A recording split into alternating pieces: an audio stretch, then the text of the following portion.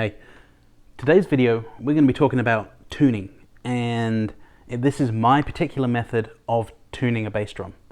Now, there are other methods out there, so I'm not laying down the law and saying this is how you must do it, but this is just my interpretation of tuning and what I have found works for me over the 15 to 20 years that I've been tuning different drums and tuning bass drums in particular.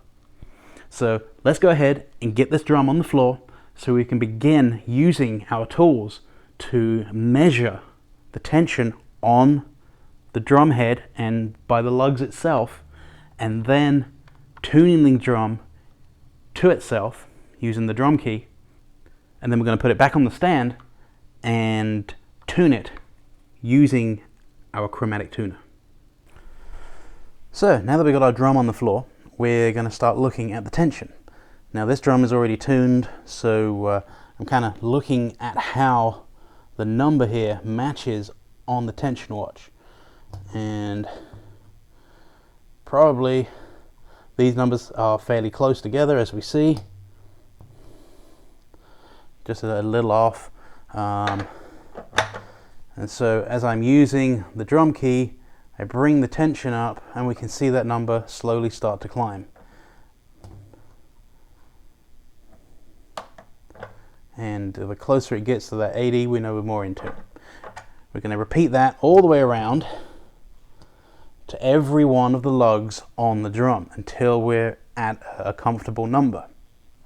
And then once we've done that, we'll flip the bass drum over and do it again on the other side, again matching that tension. And this gets the drum pretty close to being in tune with itself.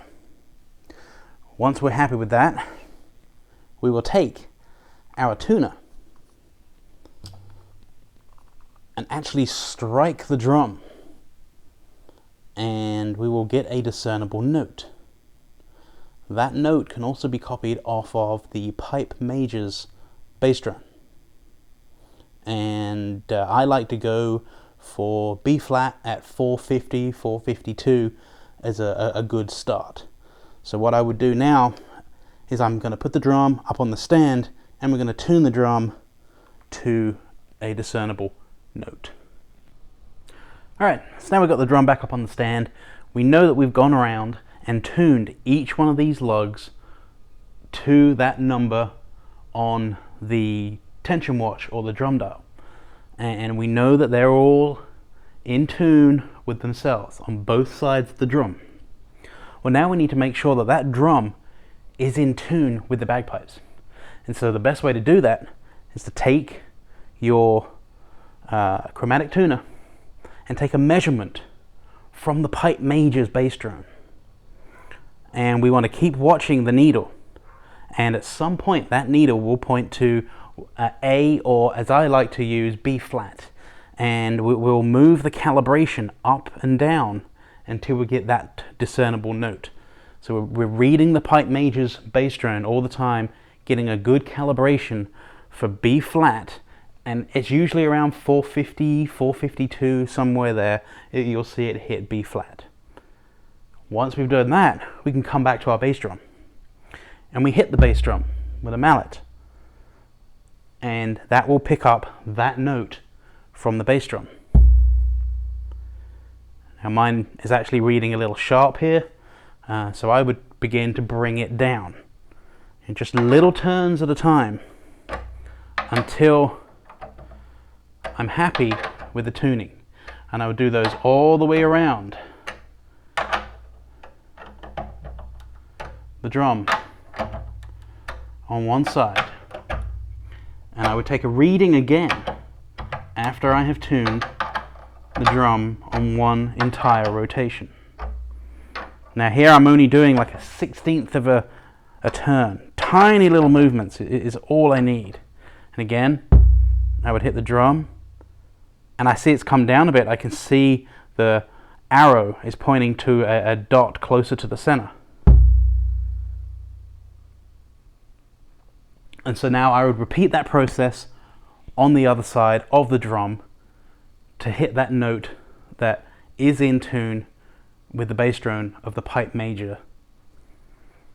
And that is the basic way of tuning a drum.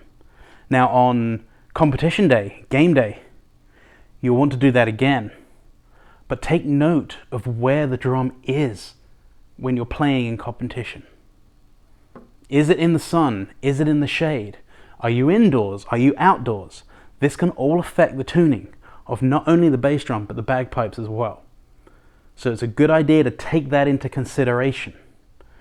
And generally what I will do is, if the shade is cold, but the competition circle is warm, I'll take that into consideration too, and I will tune the drum to the competition area. So if I'm in the sun, I'll let the drum warm up, and then I'll tune it again to that note on the Pipe Major's bass drum. So it's a good idea to always have temperature and sunlight and things in the back of your mind when you're tuning the drum. Now, there's a big discussion on whether it should be A or B flat. I've spoken to several different colleagues over the years, Hannah Boyles, Bob Mead, and Ty Fry, and the general consensus from the majority of people is that B flat is a better representation of the true scale of the bagpipe chanter. And so while pipe majors and things are always talking about the A's and everything, when we're actually looking at a true representation, it's my understanding and a few others that B flat is slightly closer than A would be. And so that's why I like to go for B flat. And I've found that while using a tuner, the rule of B flat is it's better to B flat than sharp. And what do I mean by that?